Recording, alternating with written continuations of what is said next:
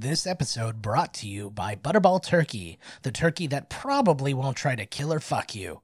Gobble gobble, motherfuckers. We're watching Thankskilling and you're listening to Miscast Commentary.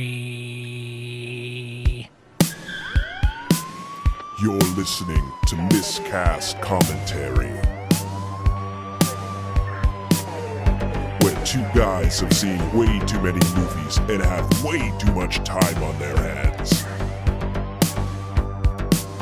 I have come here to chew bubblegum and kick ass. And I'm all out of bubblegum. Now here's your hosts, Joe Finley and Todd Murray.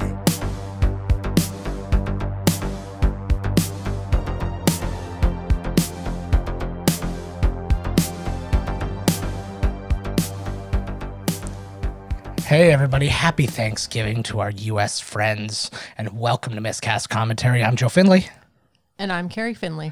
My beautiful wife is joining me for a special holiday episode for a couple of reasons. One, this movie we discovered together on Netflix while we were Netflixing and chilling, and by that I mean literally like she leans on me and falls asleep inevitably.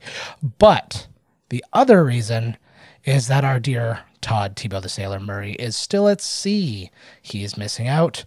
When I told him he was missing out on this awesome situation we've got here, his exact answer was, fuck. I'll post that on the website. It's pretty funny. And we got a great one for you this week, guys. We are listening to, or watching, we're watching, you should be watching too, and I'm going to prove to you that you should be watching this, Thankskilling, an amazingly fun movie, cult classic, and this was actually the 10th anniversary is this year. It is 10 years old as of this year. We discovered it a few years ago, probably 5 or 6 years ago. At least. But but the best part isn't just the movie. The best part is, guys, I took a swing and I actually made contact. We got Jordan Downey, the director of Thankskilling and the voice of Turkey. And before we even start this movie, usually before we talk about the movie really at all, we usually press play, but this time I'm not going to. And here's why. If you have not seen this movie yet, I'm about to play a clip from my interview with Jordan Downey, and then you are going to stop this podcast and go watch the movie or get access to it so you can watch it along with this movie. Okay? We are discussing what's about to happen in the very first scene in this movie, and here's what Jordan had to say about that. Wanda Lust's breasts appear on the screen. Yep, and the first second. That's exactly it. And I mean, again, you're still you're in college or just coming out yeah. So no, we are in college. Yeah.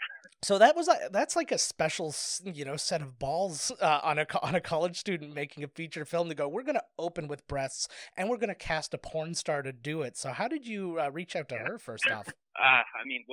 So the interesting thing about that opening scene is that we didn't shoot that because we made Thankskilling during our summer break between our junior and senior years in college. Mm-hmm. And we shot it in 11 days back in Ohio, but we did not have the opening scene shot yet. It was my brother, I give him credit, my brother Mike, for having the idea of opening up on a nipple, basically because he was just like, you guys have already made the most ridiculous movie ever. Just give people exactly, let people know in the first frame of this movie what you're getting in for. And we thought it was brilliant because he was right. That is the best way to tell people exactly what kind of a movie you're in for. Mm-hmm. This is meant to be a total joke. So, we filmed the scene with Wanda Lust in California once we came back to school. I don't even remember when it was, but months after the fact. Yeah. And we found her just on Craigslist. We just were looking for somebody who was willing to do topless. I mean, if I had that original post, I probably would read it out loud. It would be hilarious. But it was just, we were posting on Craigslist looking for, adult film actress or somebody willing to be topless. We didn't care if they were a porn star. That didn't matter to us. And we maybe got 2 responses, but I think we only got one, and it was Wanda. And she was game for it. And compared to the other stuff that she does, this was tame. So it wasn't a big deal. So this is where we start off. That is your starting frame of reference for this movie. This movie is 1 hour and 6 minutes long and 42 seconds if you've got the time. But take the time to go find this movie. It is easy to find. Go watch it. We will wait. We don't actually have to wait, right? No, we don't have to actually wait, but I agree. They need to watch it. Okay. They absolutely need to watch this movie. And now I bring you to this movie. And the only way we start these movies, even if you're on a tryptophan high, is to press play. All right. So right off the bat, as you heard Jordan say, this movie was made while they were in college, between years in college. He went back to his home state of Ohio, brought some film equipment with him. The total budget of this movie was $3,500. Yeah, you can tell. Yeah. All right. So right off the bat, the year is 1621, the olden days. Jordan led on to me that originally this was supposed to be some kind of Native American shaman or something of the like that was that he was chasing. And then it was the idea, like he said, his brother came up with this idea, and it was hilarious. I remember just sitting here with my wife. We discovered this on Netflix, like I said, several years ago, and it just so happened that like we were just scrolling through, and we're always looking for like a crazy horror movie or something like that. And Carrie saw this cover and literally just started saying, "Play it, play it, play it." Like there was no, "What is this about?" Just play it. Yeah, a good B movie that's funny is fantastic, and this takes the cake. I love this movie. Oh, absolutely. And like, what other ones would you consider amongst like your faves that we've discovered together over the years? Blood Diner. Blood Diner is so good. I discovered that movie with Todd. Actually, we've done the episode about that one. Yeah. Oh, There Is Turkey, The Wonderful Murder. That puppet actually was built by Jordan Downey and performed by Jordan Downey as well.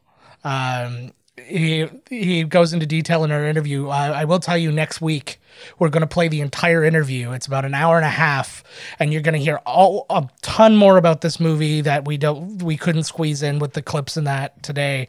And you're going to hear more about the rest of his career, including a time when he interned under Wes Craven. So there's a lot. He's got a really interesting background.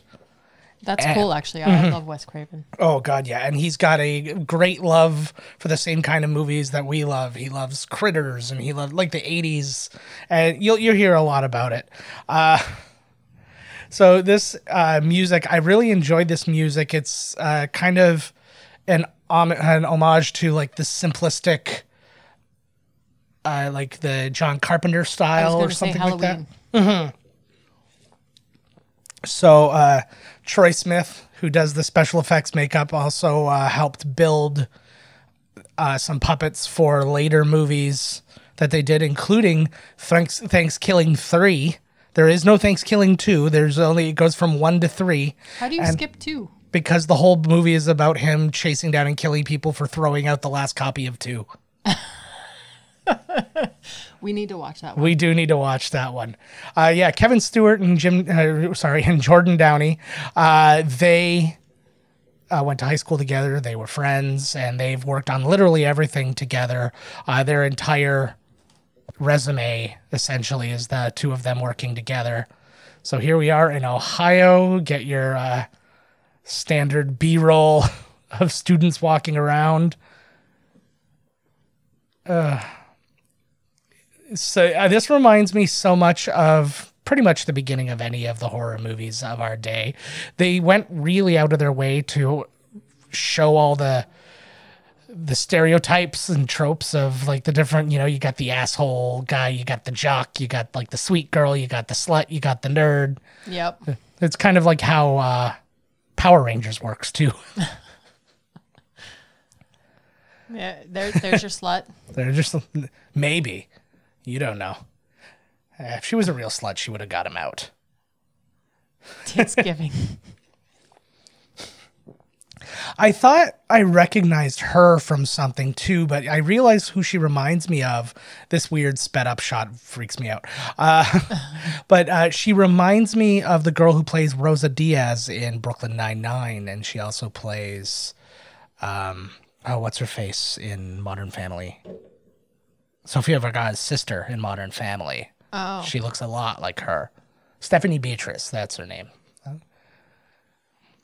So a lot of these guys knew each other in real life. Carl, Billy, and the other character. I'm mixing up my characters right now. But the nerd and the asshole kind of guy, they were best friends with Jordan Downey in high school. Oh, really? Yeah. And it makes sense, actually, because their acting, I think, is about the worst. Oh, is it the worst? I think theirs is about the worst in this movie, which makes it all the better.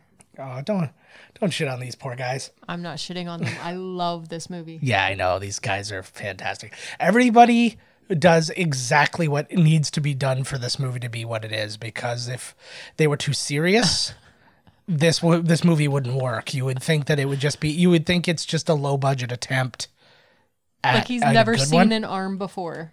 Not a huge arm.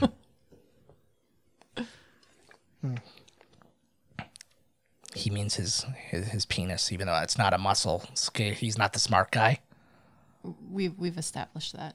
Yeah, so you'll figure it all out. They accept him pretty, like, he just gets introduced, essentially, and he's like, okay, yeah, hop in the back of my Jeep and come with us on this trip. He's been vouched for. Well, that's how it happens in school, though, doesn't Yeah. it? You just get introduced and you say, hey, get in my Jeep, and people go, yeah. I don't care for the lack of safety, though, that their heads all come above the roll bar. That's just something I know.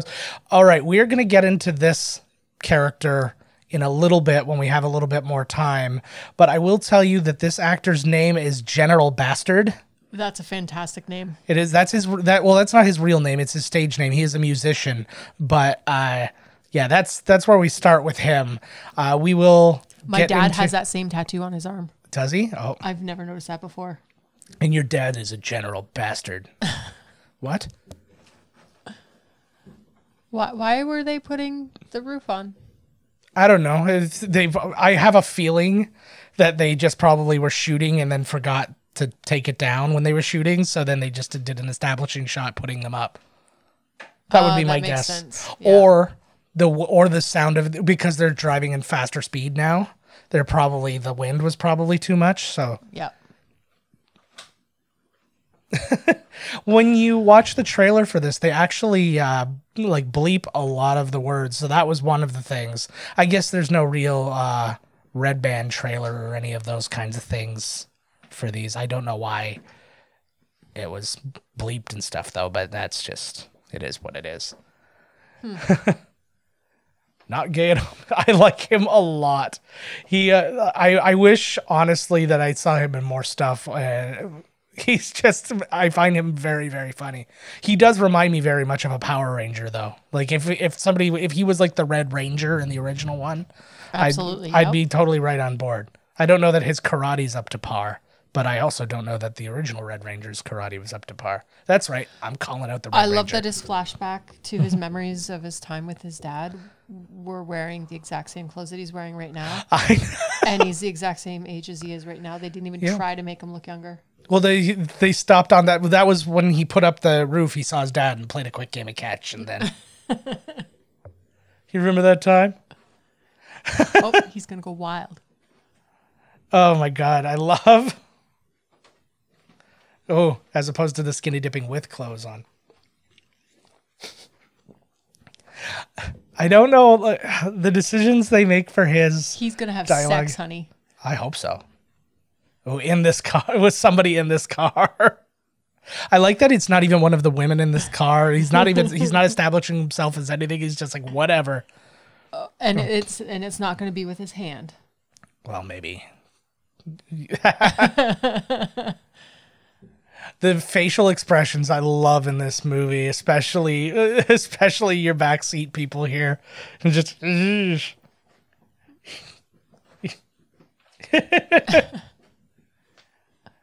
As she flashed her boobs. she flashed her bra. That's not that hoish.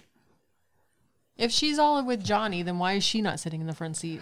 I was weirded out about that when I was rewatching it, like, because we had a period of time where we hadn't seen it in a little while, and then I finally watched it, and I noticed that, and I'm like, wait, were they supposed to be established as boyfriend girlfriend, or is it just no? It's just everybody wants him.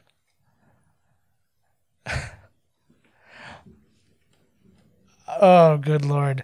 Okay. Oh no, this isn't in the time I want to do. This is the resurrection scene of Turkey. You're going to hear Jordan Downey's voice for the first time. It does not sound like it did in the interview. Obviously, he's doing a voice in it. But the basic idea, as you will get more of the backstory later on, is that he was like consecrated by like a shaman, or like I said, like an elder, some kind of native elder. And for some reason, this brings him back to, well, this doesn't bring him back to life. It just coincides with him coming back to life. I'm pissed. He made a very special effort, he said, to throw in a lot of those one-liners. He wanted a very Freddy Krueger kind of feel, especially around the murder scenes. I can really pick that up, actually. I think this is one of my favorite scenes, actually. I absolutely love this. I didn't ask him about the woman in this scene. I just assumed she was a relative. This is Chuck. That's Chuck Lamb, who plays the sheriff, and that's a wonderful fake mustache. But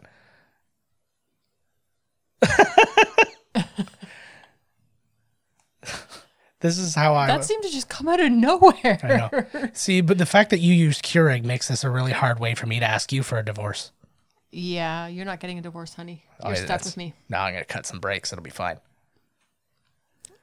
Oh yeah, so this is where you find it. That's his daughter. Yes. He's a Daytona.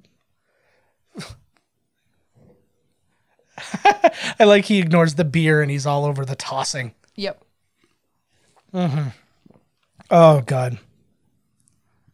I like how what they're establishing here. I will tell you, the first time I saw this, I didn't really put together what they were trying to do, and we'll put the pieces together when we're. I think I know what they're trying to do. Okay, you will. You'll understand when we get there. Yeah, and you'll feel, because I when I was rewatching it by myself the one time, I was sitting there, and then I finally realized what the intent was, and I felt really dumb, and I admitted it to Jordan, and he just kind of laughed at me. Oh. This is another thing, man. Jeeps are not reliable. Always got car trouble when you're when you're in a scary movie. Spend the extra money, get a Land Rover. This is one of those situations that's very problematic for lighting, because you have to they have to have like fake lighting. You want to you would want it to look like it's all natural light, but there's no street lights there. So they're literally probably just shining another set of headlights on them. She seemed really happy that they're broken down. Ugh. He just did like the doyoy, like finger spin. Yeah. The last person I can think of who did that was Biz Markie. In what movie was that? I have no idea what you're talking about, but that's okay. They're going to party tonight. They're going to stay here and party. Well, would you rather them stay here and pray? Let's just all have a prayer circle. A Scientology circle jerk or something like that. I don't know what Scientologists do. I imagine it's probably mostly that. It's a cult. Yeah. Oh, the moon. It's a full moon. They're bringing what happens on a full moon. Werewolves, not turkeys. No, that would have been a great thing to. Why does he have a pillow? Yeah, I was gonna say I don't understand. Where did the pillow come from? Yeah, he didn't have a pillow when he got into the Jeep. I don't know. Maybe there's just bonus pillows in the Jeep. Oh. Good thing he discovers this, because nobody else would have known anything about it. Craw. And that's how we teach our children to read, by the way. Yeah, Crawberg. Oh, well. He believes there's a chance somebody doesn't know how to do it. And he's like, oh, Crawberg.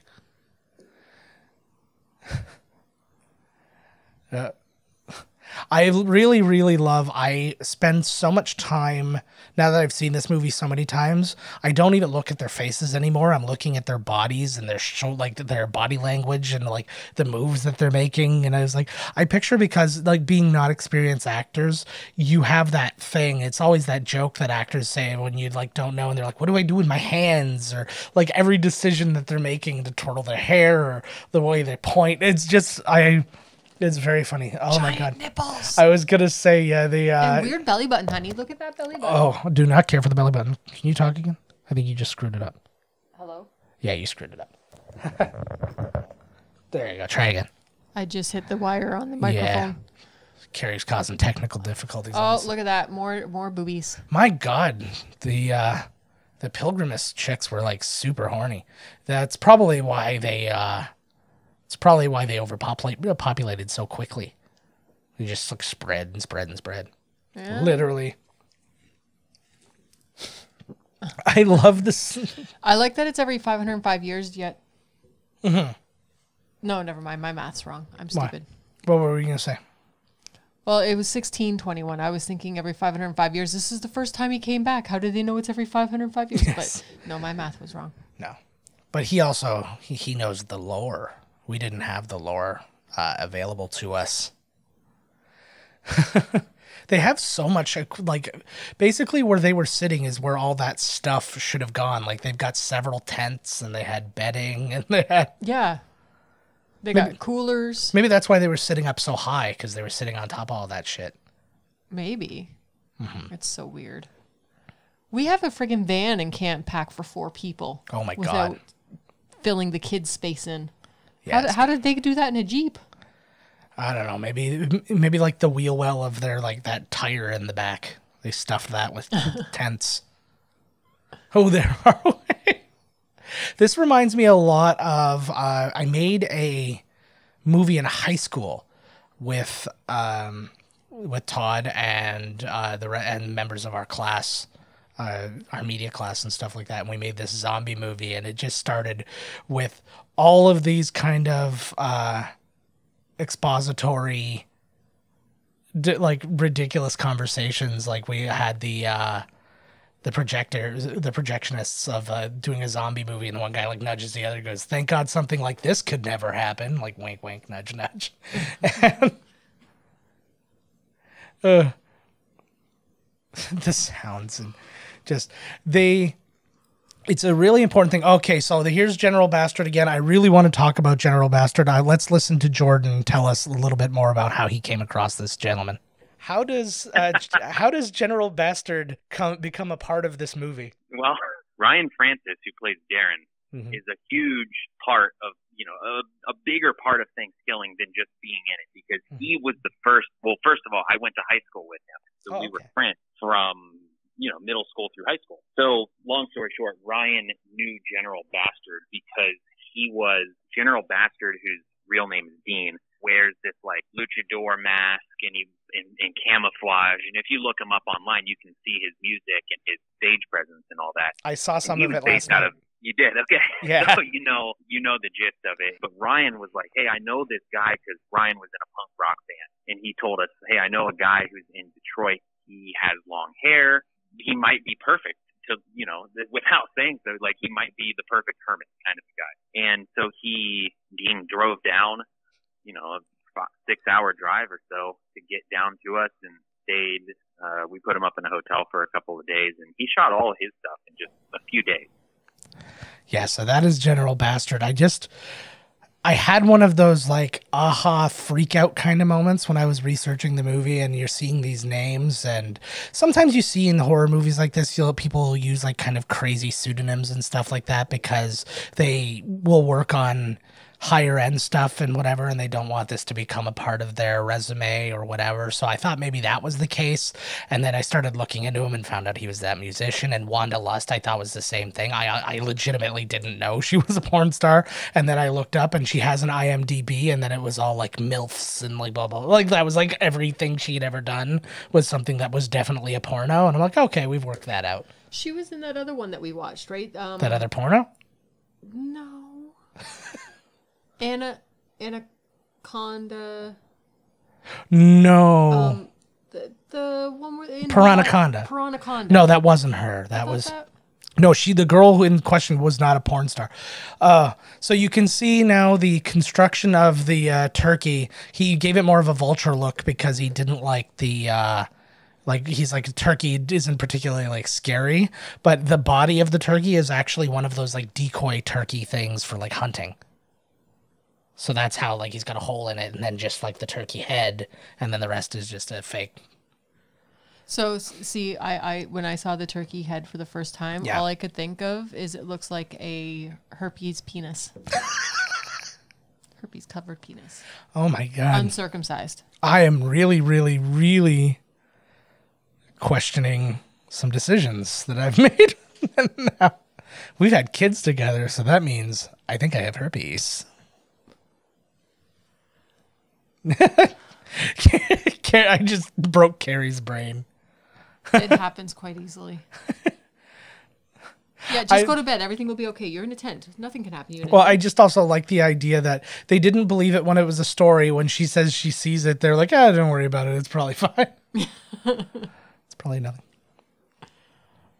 I love that the guy is just...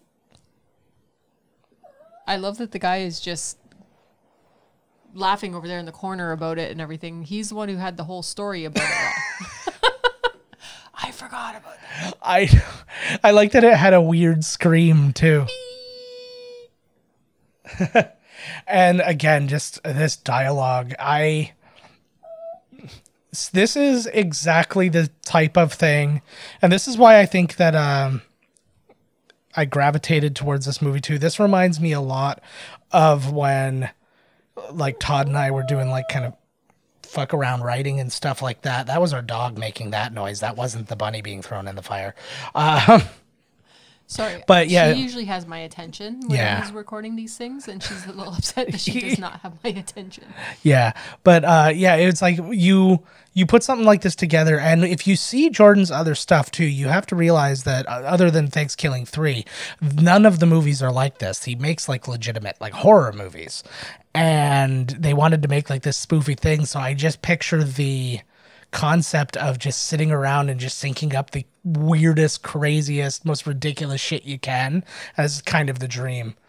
If I were more, I don't know, creative with that kind of stuff, I think that would be really fun. But oh God, yeah, I can't seem to come up with anything. It's okay. That's what my job is. I just have to do it twice as much now, which actually puts me on some kind of, like, autism spectrum. Yeah, but our children are very much like you. So autistic? Yes. Oh no, that's so expensive to take care of. My mom just let me go in the woods. Nothing like waking up with a guy and a gun hanging out over you. I know. I saw a video just recently again, who I forgot about. It was somebody doing a prank and literally woke a guy up with, like, a pistol in his face. Oh, that's unloaded, cool. But, like, just doesn't like matter. Those are marshmallows rolled in like cocoa? That's exactly what those look like. Yeah. That's funny. I like this guy. The only person who would have been more, like, automatically suited for this role would have been Ted Nugent. Because he, like, already looked like this. They had to make him look like this. Yeah. The most extreme close-ups in this, too. Yep. Mm-hmm. Well, it's a lot of, too, I don't know where exactly they're shooting in Ohio, and I'm wondering if maybe there's coverage that, like, they couldn't get, like, you would see other things or whatever. Yeah. I do know the Wanderlust chase scene, they legitimately, they shot it in California. Like they said, they shot it in California with no permit. So literally she's just running around topless in the woods in like a park. It's a pretty, great thing. So this is another good one too. Like they started up. Yeah. Well, he gave it a tap or whatever. He's got, I can't remember the actor's name. There was this like Canadian show that used to be on. Ryan Gosling was in it. I think they were on like a cruise ship or something like that. It was like very like sweet life on deck. but it wasn't that. It was a school, though, and there was one character who reminds me so much of him. So just do that deep IMDb dive, folks, because I gave you almost nothing to work with. Just go through Ryan Gosling's things from his early career that you didn't hear of and start clicking on them. And then find a tiny picture of a little fat dude. The old hermit saved him. Nice. Nice. Why is he a freak if she believes him is the big... I would have liked to have actually seen him drool just once if he was going to constantly be wiping away his drool, or for it to come into play, like if the turkey pinned him down and was trying to get him, and there was just drool everywhere, and he's like, ugh. Yeah, that would have been funny.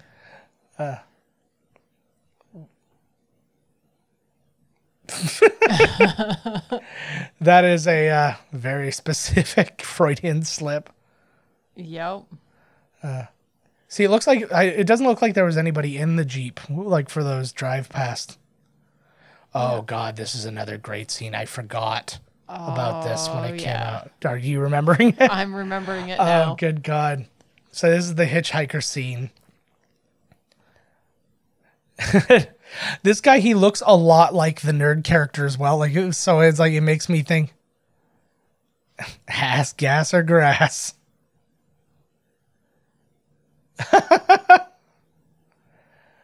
Yeah. Turkeys are among the more fuckable fowl. Yeah.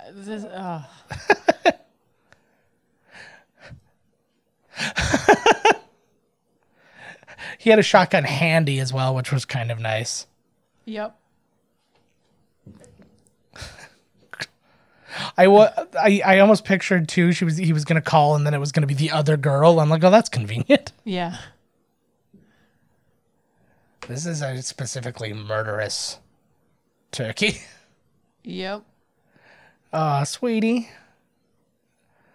Oh God, I have a very specific amount of jealousy that I'm not in this movie, and I had it in me to ask Jordan if you ever made a movie again, not knowing the rest of the body of his work prior to when I started doing my research in that, I was kind of if this is the kind of movie he's doing, I was gonna say, hey, if you're ever shooting kind of in the area, I'll make the drive, kind of thing, right? Because this is a dream to be in a movie like this. But I'll put it out very well in something like this. I'll put it out to you, Jordan. If you're shooting something, we're in the Niagara region of Ontario, Southern Ontario, Ohio, just about 8 hours away. I'll make that drive. Just saying, you're ever shooting something, I work cheap. I work cheaper than these guys, I bet. I've always been told I'm a cheap date. What? She was saying the entire time how she wanted to get with Johnny and how she was Johnny's girl and everything else. So why are they all surprised? I know, right? That is I do love that line. Her legs are harder to shut than John. Although it should be harder to close, but this is... I thought it did say close. No. I'm just hearing what I want to hear, I guess. Mm-hmm. He looks like he's blindfolded there. Yeah. So he made his way out of the woods, and now he's just going to walk down the road. Oh, he's a Terminator, baby. With a shotgun. Yeah, that's the original hobo with a shotgun. He has that look of every teenager in anything from the 90s, where he just looks a little too old to be what he is, what he's playing and stuff like that, but it's still acceptable for some reason. I occasionally fool myself into thinking I would look like that, but I'm 37 years old. I don't look anything like I did in college. You do. It pisses me off. You have wonderful skin. Fuck you. Oh, hi, sweetie. What are you staring? I like this is a very audible medium. You have to say words. No, I know, but I'm trying to not look like an asshole wife right now. Just be an asshole. It's way better, and it's better for the podcast. Are you not 38? Wow. Joe Finley was born December 6th, 1981. So December 6th. No. Okay, I need to explain this for a second. I'm sorry. Holy fuck, guys. I was born in the beginning of January in 1980. He was born in the beginning of December in 81. So even though there's only a calendar year between our birth dates, it's actually almost 2 years between our birth dates. And it always confuses me, and I don't know why. Wow. I don't know what I'm owed when this recording is done, but I'm sure I'm not going to get it. Oh, that's the only way a father would love a son. Well, I'll tell you right now, like my son, who is 4 years old, is not the starting quarterback for any team. I secretly not a fan of his. I was like, if best son anyone could ask for. Yeah. Dad, whoa. I don't mind the effects that they did with the human. Like that's pretty like for the budget and stuff like that. It's pretty respectable. Yeah. I don't know why she's standing. Her eyes are pecked out. Yeah. It would. Oh. Why? Yeah, because pumpkin pie is the first thing that you. What's the most ridiculous thing you would miss me for if I was killed? Like it's not like if you were yelling something out like this. The fact that I would probably not have Pepsi in the house anymore. And then one night I would just want one. And that's the thing too. Okay, this is the most important scene of the entire movie. Yeah. We need to talk all about this, and we start right now. This is the sex scene of the movie that's coming up. We're on the guys right now, but we can go to it. And here is Jordan telling us all about this. How could you make a horror movie without the notorious sex scene? There's always the shower scene or the nudity. So we felt like we had to have that. But I don't remember like how we came up with the idea for the scene. I think it was Kevin and I just kind of talking about it. And yeah, I mean, we were never not going to shoot it because it was so ridiculous. And the way it was handled, like a clothed sex scene is even more ridiculous. And the way that in Turkey saying you just got stuff. In filming it was ridiculous because Natasha really didn't want to do it. No. And I don't blame her, you know. It's awkward and it's weird. So, like, we knew that, like, finding somebody who was going to be fully nude for that scene was going to be tricky. And in the end, we didn't really care because it didn't really distract from just the ridiculousness of the final punchline. But then she, you know, understood the joke of it, and we all became friends throughout making the thing. So we were, you know, I think we filmed that closer towards the end. But for the close-ups and stuff, it wasn't really the turkey puppet. Like, there was, like, pillows that we had kind of made a fake. We put her wardrobe on sort of these pillows that we mocked up to look like a dummy. So it was just me and Kevin with the turkey puppet in the bedroom. There wasn't really Natasha there. So we made it as like comfortable and lighthearted as possible. But yeah, it was just, like I said, it was just too ridiculous to not put into the movie. And yeah, it's, you know, become one of the most, you know, memorable scenes of the whole thing. And my only issue with the scene, it's hilarious and all that. My only issue is that obviously the blood squirt was supposed to be like the cum on her back, but I'm like, how much would she have felt that with a shirt on? Yeah. That was a fantastic scene. That one kills me every time we watch it. And I remember too, just like our faces, because I often look over to you and see kind of what you're thinking and stuff when we're watching a movie like this. And I remember your face was thinking exactly what I was thinking. And it was just, oh my God, is this going to happen? Is what I think going to happen? Oh my God, it's happening. It's in the middle of happening. A gravy flavored condom. Hey, because this isn't a roasted turkey, why didn't he just go in raw? High five. Oh. Yes. Oh. Yes. Why didn't the other three go home? We only saw her get dropped off and then Johnny go home and see his parents. And now we don't see the rest of them go home. I don't know. That is actually a wonderful question. I like everything we've thrown at him. What have you thrown at him? That's what he just said. He just said, we haven't done anything yet.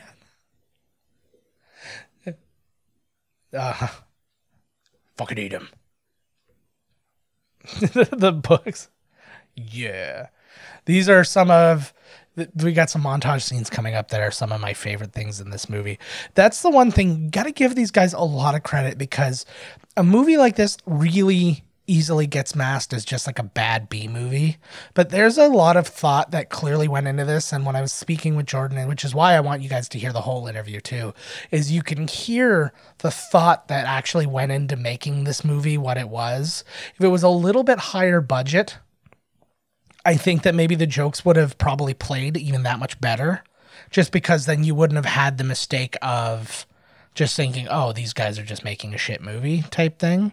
So it's worth knowing that these guys did a wonderful job with the jokes they decided to tell, or like the tropes they decided to play on. Because you got all these things, you've got the curses, so now here's the scene we were talking about. Here's what they're trying to establish.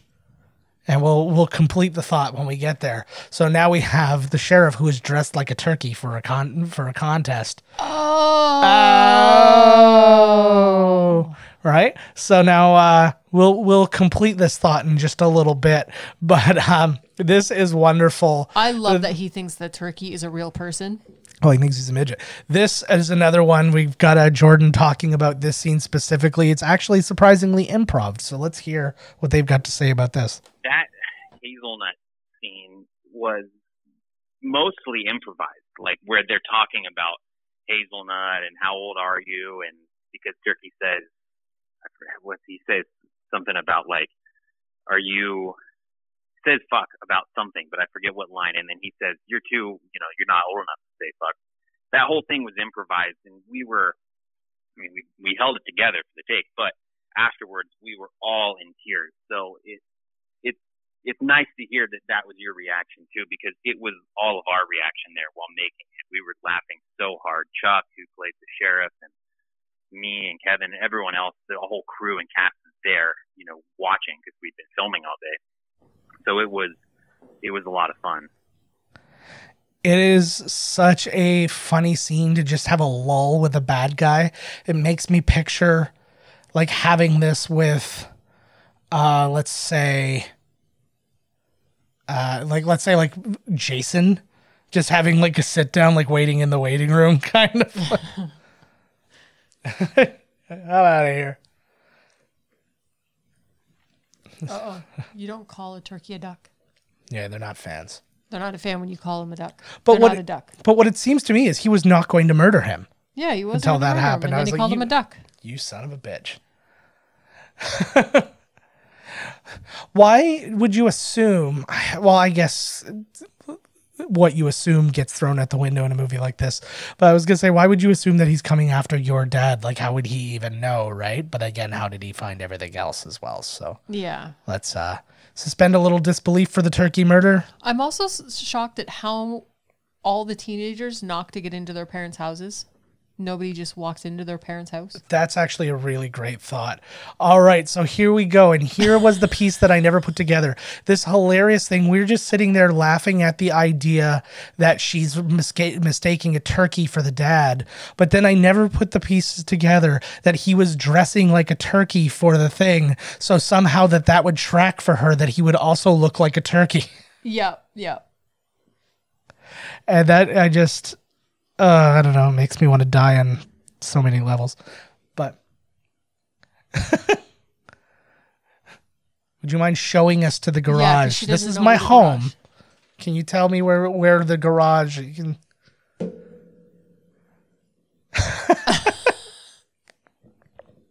I like that. Just that allows them to forgive just a little bit more.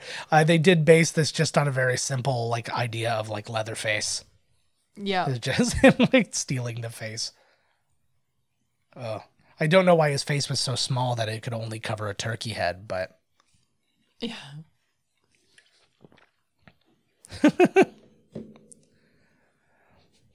I like that he has an extensive book collection, but it's just somewhere amongst the boxes in the garage. And they're just hoping that he might have something on this specific turkey. Well, he's got an extensive book collection, not just like a casual book collection. So yeah, there's probably I know I have a couple of like humorist books about like murdering turkeys. Lewis Black wrote one. But exactly. He also, because he loves turkeys so much that he's dressed up like one currently. Yeah. Here's the montage. But this one's like extra good just because just like the little steps they make. And again, it's just the fun ideas of this is a freedom that you have when you're making a movie like this kind of like guerrilla style with like no real financial backers or anything like that. You can just think up the dumbest stuff, the funniest stuff or whatever, and just do it without anybody being like, you know, you got to stop. Taught him how to read quick. Helping him read. Yeah. I like you would think at the very least you'd be able to look at a book and then determine that this is probably not the book I'm looking for. Yeah. Like there's one that's like about like great boxers of like the early 19th century or something like that. It's like, probably no turkey murder in this book. Yep. But everybody's reading every book. It would be actually funny to find out that like several months had passed. I was going to say they all read pretty fast considering Yeah. how many books they went through. Yeah. Should have come look for the audiobooks. 5 minutes to look at all those books. Yeah. Well, it's bad. Yeah.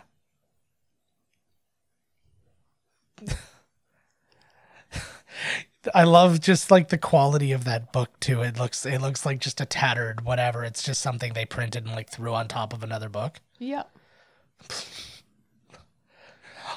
I should have asked about the like he is obsessed with those super duper close-ups. Again, I think it's just a coverage thing because they're sitting so tight together that like they probably weren't standing together when they were doing those coverage shots. So Yeah. I love, oh God, I just like the concept of in this book, there's a way to kill magical turkeys and it's a mathematical yeah. Well, everything's code math. that needs to be cracked. Remember Contact? Everything's math. I'm hungry too, actually. Yeah. Oh, the pizza wasn't enough for you? No. We made margarita pizzas today and they were delish. But apparently not enough for everybody. For anybody, everybody was still hungry.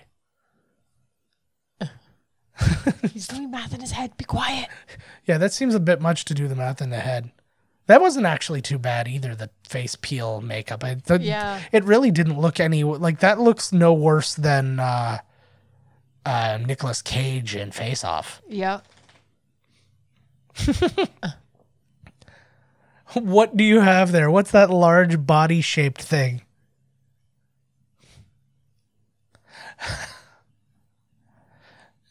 It would have been funnier if he still didn't work out that he was turkey. The reveal. The reveal. Here it is. Here it is. Oh, it is turkey. Did not see that coming, to be honest with you.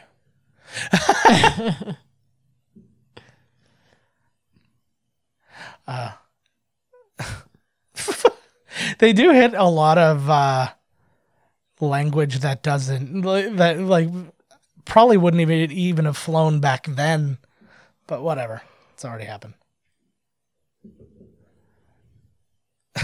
Casino.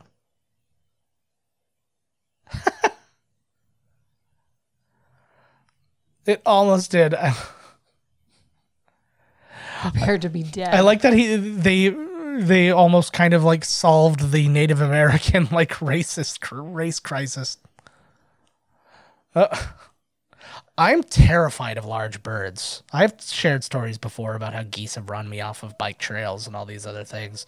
I've had geese attack me while I've been riding my bike, like attacked my tires and knocked me off the path and everything. See, I hate geese. And it's the same bike trail, right? It's it's like the one along the Welland Canal. Yeah. And yeah, they just sit along there and anytime people come, they just come at them and there's this long, steep drop off on the one side in this one area. And I got like knocked down that way and I went like down at like friggin' Daniel LaRusso in the Karate Kid. And I was like, oh, did the Cobra Kai attack you? No, a couple of fucking geese. I'm a man.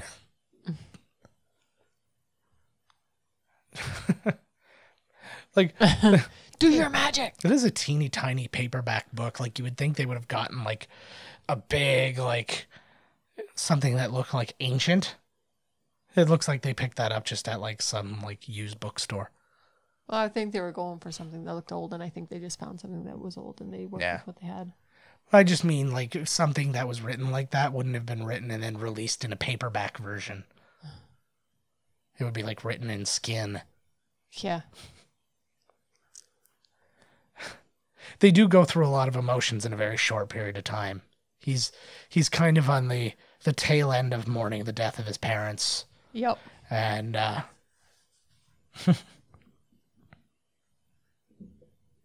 she knows football. It would have been way better if he didn't understand, and she's like, see, this is why you weren't the starting quarterback. Like, Audible, what are you talking about? I'm pretty sure I've fallen asleep during this part of the movie. Yeah. Well, you've seen it more than once. It's true. Oh. Whoa, you almost kissed lightly on the lips. I apologize. The lighting is once again something I'm very much noticing, because this was shot on 35mm film too, right? So it really picks up the graininess if in darker light. Burn him at the stake. Like a witch.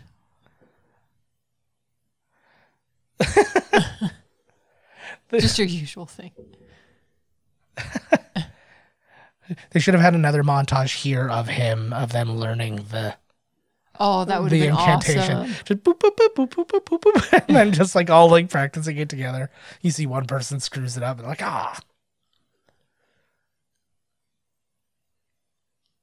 he's got. Uh-oh. If he's not in the teepee. One of your friends. This is very specific. It would have been great if it was just one of your friends, but then said it, like, called him by name. Yeah. So, wow, this is a specific ass.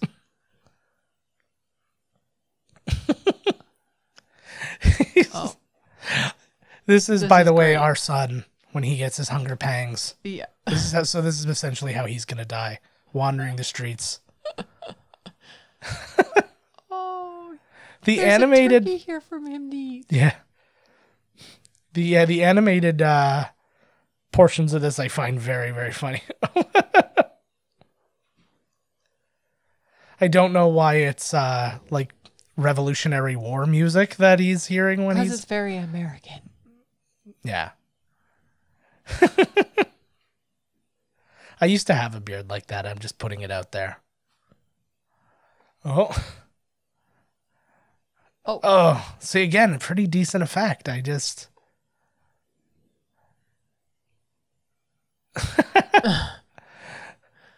Where does he keep right down with the gun? Yeah. Turkeys must be very thin. There it is. That's actually on the cover as well. Foul play. There's again, like they did a very good, they did a wonderful job with those lines. They're exactly what you want them to be, because if they were too good, like there's such a balance in this. If anything's too good in this movie, the movie doesn't work. If anything's too bad in this movie, it doesn't work. Well, that's true with any movie like this that we enjoy. There's a perfect balance of complete absurdity yet. Yes. Oh man. And this leads us to another discussion with Jordan. We discussed the montages in this movie, and here comes probably the great montage to end all montages. So let's hear what Jordan has to say about this. The best friend Billy montage was just, we liked the idea of there being some kind of a musical number, but we didn't have the lyrics and the idea of there being like a singer over top of it. I think it was just, we're just going to go and have this montage, like where his friend has died, and then we're going to see flashbacks of them, hanging out at the park and the playground and just doing absolutely ridiculous stuff. But, filming it was just fun. It was just a couple of us with the camera out at these parks, and Ryan and Carl, pushing each other on the swings and the slides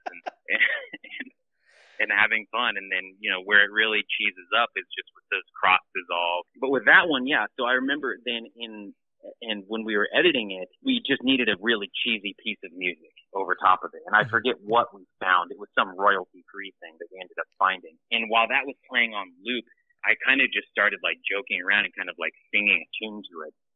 And then it kind of just started to stick, and we were like, oh, this is hilarious. There should be this like godlike voice that just comes in and sings this song out of nowhere. And then Kevin ended up doing the singing of the song.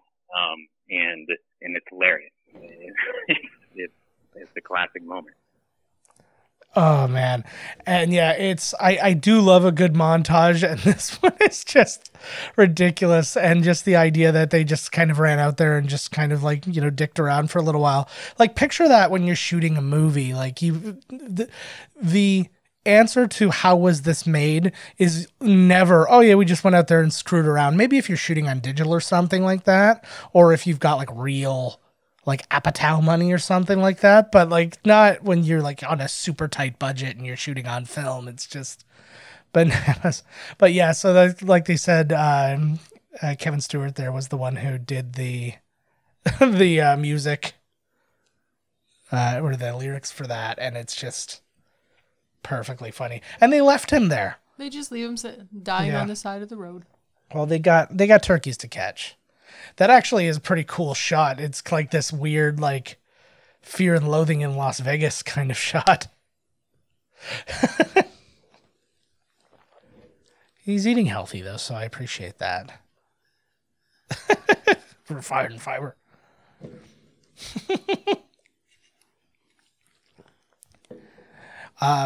Interesting, too, is from a puppet making standpoint, this was there's a teepee. Yeah, that's the one. From a puppet making standpoint, it's like this one was made again, like I said, by Jordan Downey. But as they evolve, he actually makes a Critters fan film years and years later. And the puppet that they made for that, which was also made by the guy who did the special effects for this movie, the puppet was so good that I legitimately thought it was from, like, they actually got the actual critters from Critters. Like, they got permission to use them and went to like a soundstage or wherever they're being stored and actually got them. They were that accurate. But again, I think that's a testament to him liking those movies. Oh, the dog's trying to speak. My dog might speak for the first time on this podcast. But currently, you got something to say, Leia? Say something. Say something. Oh, God, we have a stupid dog. Our dog's so dumb. She can't even talk. I like TPs are also, frighteningly not soundproof. Yeah. So it's like they're just game planning her out. Oh, the TP. They're coming from all angles, too. I thought there was only one entrance. Although it has a little bit of it has that feeling of, what is it? Like the undetectable extension charm in Harry Potter, yep. where it's just, seems a whole lot bigger on the inside. Yep.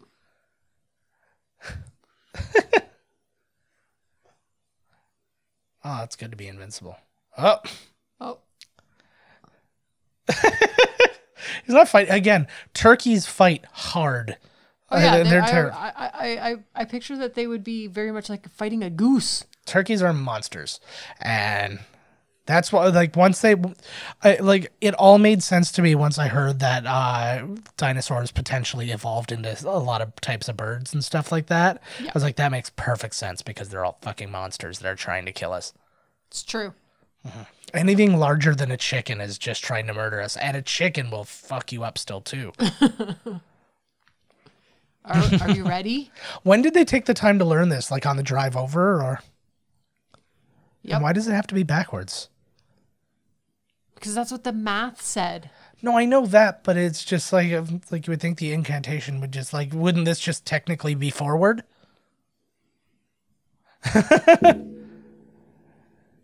It hurts.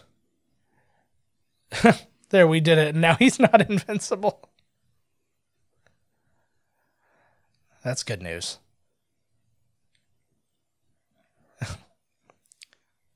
Oh, yeah. I feel like we could have like delved so much deeper into it. His real backstory was like, and you find out he like Well, he is essentially kind of like the spirit of some whatever Native American and that. Like they kind of like got that down, but it would be cool if like even in this movie or in the sequel or something like that spirit escaped. There you go. General Bastard back in town. Oh. What? Chains? I was trying to read what was Said on the something thing. about chainsaw. Yeah. I like that his teepee has little turkey marks, foot marks all over it. Oh, okay. I never noticed that actually. So you know that a turkey lives Oh there. yeah, no, that makes sense. Everybody's got to decorate, right?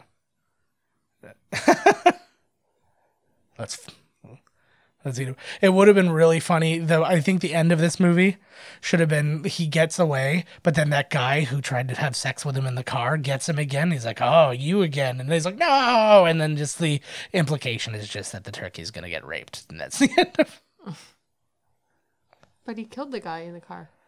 Oh, we'll just put like a big thing on his face. It's just like, yeah, he shot me through the cheek, but I'm not dead.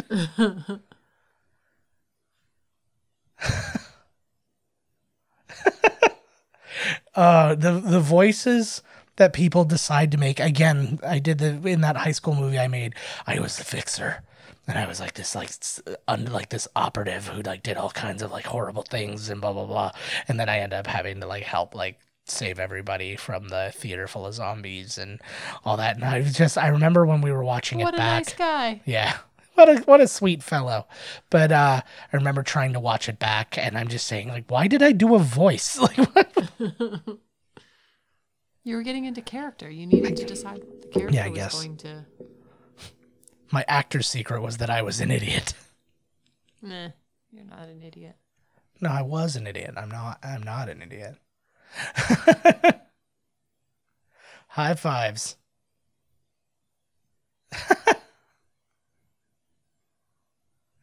Again, I don't know. I just anticipate stuff. Is like, what do you say we go back to Kristen's and you can watch us have sex? Yeah. See, Now they're just going to watch a movie. Her father's dead in the kitchen and faceless. Yeah. I like the radioactive materials.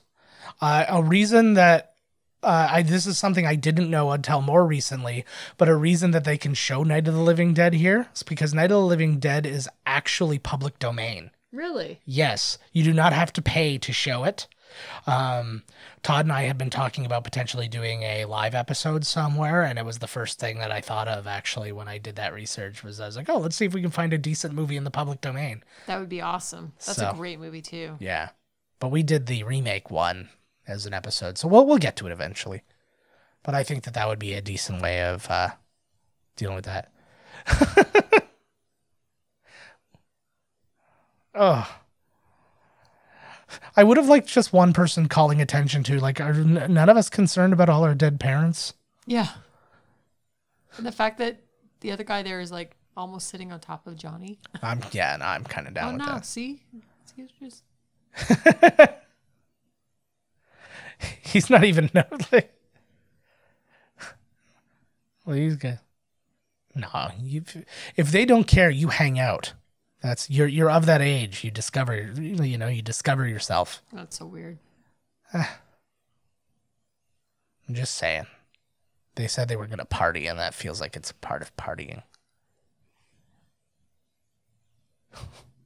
At least he washes his hands really well. Oh, fix that hair. What? Yeah. You have nothing on your face. You no, he's doing that thing. You just splash some water on your face, get the stresses out.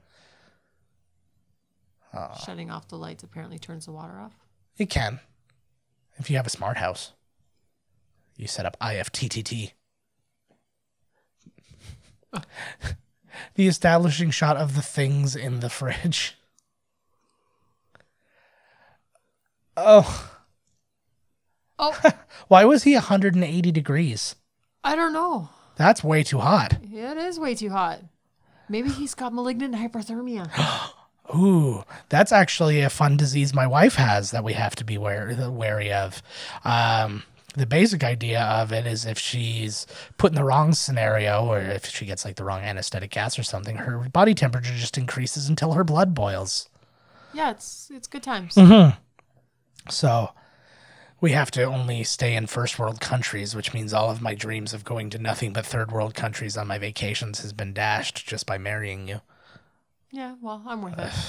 Man. All I wanted to do was just party in Kenya nonstop. Oh, look, his heart's still beating. Yeah. Oh, hey, that was fast. Well, remember when Kano rips out people's hearts? Oh, look, his friend's there. It would have been funnier if he was in hell. He was just like, yeah. There's no turkeys up here, man. Oh. It's a wonderful moment. Oh, that's half of our relationship right there, is the woman asleep on the man, but the man's still awake, unable to escape. And then I go, hey, you're sleeping. And she goes, no, I'm not. It's true. I do say, no, it's not. No, I'm not quite often. Although sometimes I'm not lying. Sometimes you're not. Majority of the time I am. I can always tell when you're lying. You have never once fooled me. No. In my mind's eye, I have fooled you numerous times. I felt pretty good about it. Unless they get a bunch of nuclear waste or whatever. Yeah. Oh, Darren. It's okay to be like a little traumatized by turkey murder. And watching your father be murdered. And then seeing your mom's eyes pecked out. No, given the fact that he was such a dick about the whole quarterback situation, I think that's probably fine. The mom I'd be upset about because she didn't seem to mind that he wasn't the starting quarterback. That's true, I guess. I'm making a turkey sandwich. He said that he actually wanted somebody, like he wanted to get like a real voice. He wanted like a Gilbert Gottfried or something like that to do the voice of turkey. Oh, that would have been awesome. Yeah. I actually said I preferred, I was like, I feel like he would have been too distracting. If I was Gilbert Gottfried, I'm gobble, motherfucker. Oh, poor Johnny. Mm-hmm. Those knives are like very terrible. I remember like my mom used to have one and it was like, it's the worst thing in the world. Like they don't really do anything. It's like a reciprocating saw, like, and a vibrator had a baby. The turkey laying in the sink looked like one of those fans that you get. Oh yeah, like the fold-out fans. Yeah, the fold-out fans. Yes, the ones that poor people use, or Why way is fancy his butt people. so dirty? Leaving the house. Probably pooped himself. Right, or he backed into a muddy wall ass first. That's also a possibility. It makes me want to research and say, is that how turkeys see? Do they see in like a monochrome? My true weakness, aerosol and lighters.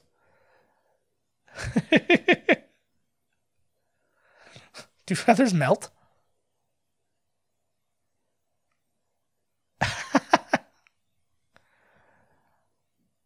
You should. I don't know. I feel like he's going to be okay. I feel Why like is he it can still make in it. him? That's the other part, too. Well, you're not supposed to remove a weapon. No? It could be stopping the bleeding, so you're not supposed to remove something like oh. that. He's dead. Oh. Oh, Too turkey's late. still alive. You could burn him at the stake. That's right. It would have been funny if he just landed on a stake. Like just like a not like this, but like an actual Oh look, piece of meat. they had it already. What, do you not have a pyre ready? I always have one ready. Why was that different than just sending them on fire? Because you got to burn them at the stake. Technically, still didn't. That's not what that is. That's more of a funeral pyre. But I'll let it. Like if he got impaled by one, that's okay. That was undercooked. I'd be afraid that I would like reincarnate the turkey and then I'd become the serial killer. Why would you eat that? The sequel should have been that her poop starts killing people. That would have been amazing. Jordan, all of these ideas you can use. You're the only one who has permission. I'll sue anybody else. Jordan, thank you very much for that movie. Oh, man. Did you ask him about this scene? No, I didn't. It's weird to me because you know what it actually reminds me of? It reminds me of one of those like 80s like movies, like film strips things that you would like watch in school. And like it would just be like you would have that like awful voiceover on top of it. It would be, and the family eats the turkey to celebrate Thanksgiving. Yeah, no, I know what you're talking about. Yeah. I love the slow burn of this too. Like you know what's about to happen or a version of what's about to happen, and you're just waiting for it. But the idea too is, where did they get did they find this burnt turkey out in the yard, or did somebody find it and decide to sell it in a grocery store? All right, this is the best ending thing too. Like this is way better than the end with question mark, to be continued. In space. He does talk later about that in our interview as well. He'll talk a bit about that. But what was more interesting to me was when they were making this, they hadn't decided what holiday they were really going to do. And they were kind of like floating around on holidays. So I followed up with him to see if maybe we could ever find them doing something else. And here's what he had to say about that. Is there ever a spot where it makes you kind of like think back and go, hey, maybe one day when we're in the mood, maybe revisit another holiday one? Or have you kind of gotten past that now? I've done my Thankskilling and I don't know. At the same time, I love seeing like Krampus or Trick or Treat or some of the more like recent ones that have come out. I still love the holiday horror film. And, we're sitting here talking about it 10 years after it's come out. This is its 10-year anniversary, really. And because the holiday thing, it kind of just becomes this annual tradition for a lot of people. So that's pretty cool. I mean, there's always something special about revisiting your favorite holiday movies every season. It just, I guess it reminds you of your childhood and you want to show it to your kids or your friends and whatever. So I don't know. There's something pretty cool. I've enjoyed the process of contributing our little slice to that sort of holiday world, but I can't imagine doing it now or anytime soon. And it kind of feels like we did our thing and we left our mark in our own way. And I don't foresee myself, wanting to do another holiday thing, but I'd be open to it if something, the right thing came along or the right opportunity. So yeah, and then on top of that, there was no serious want to make a sequel to this, but then when they decided to do it, they put up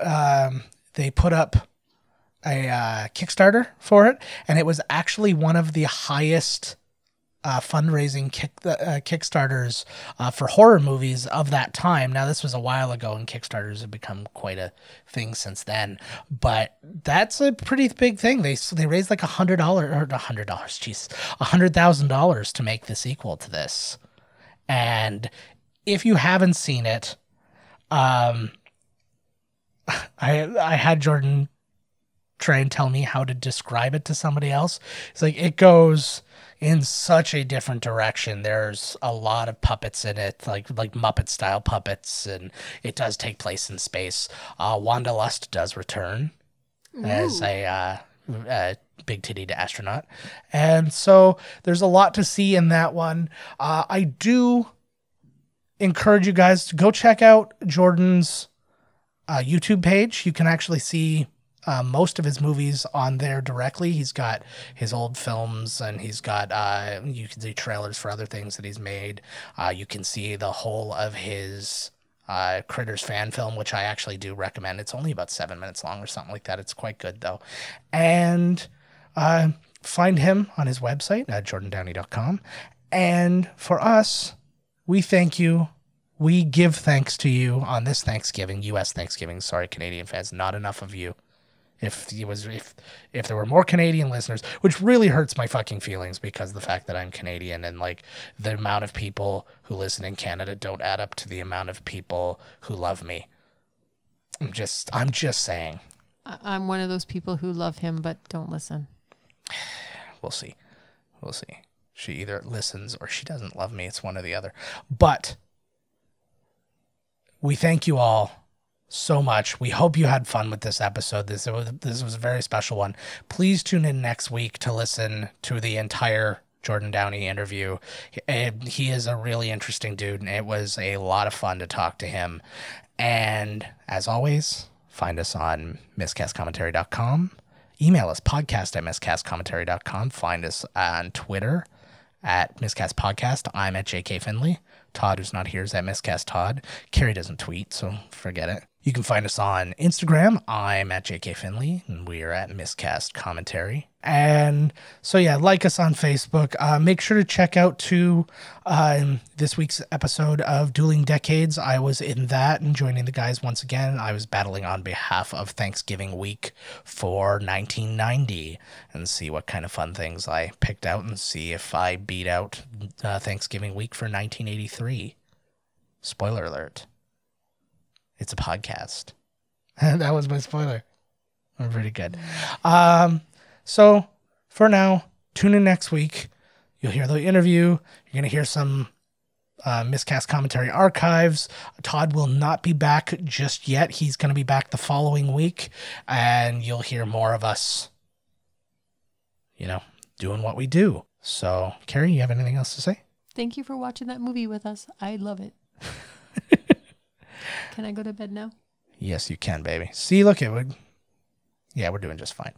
All right, so for Carrie Finley, I am Joe Finley saying gobble gobble, motherfuckers. Have a great night, and we'll see you next week. This has been Miscast Commentary with your hosts, Joe Finley and Todd Murray. Executive producer, Joe Finley. Be sure to like, comment, and subscribe to the podcast wherever you listen. Visit www.miscastcommentary.com for all news related to the podcast. Miscast Commentary is a Miscast Media production.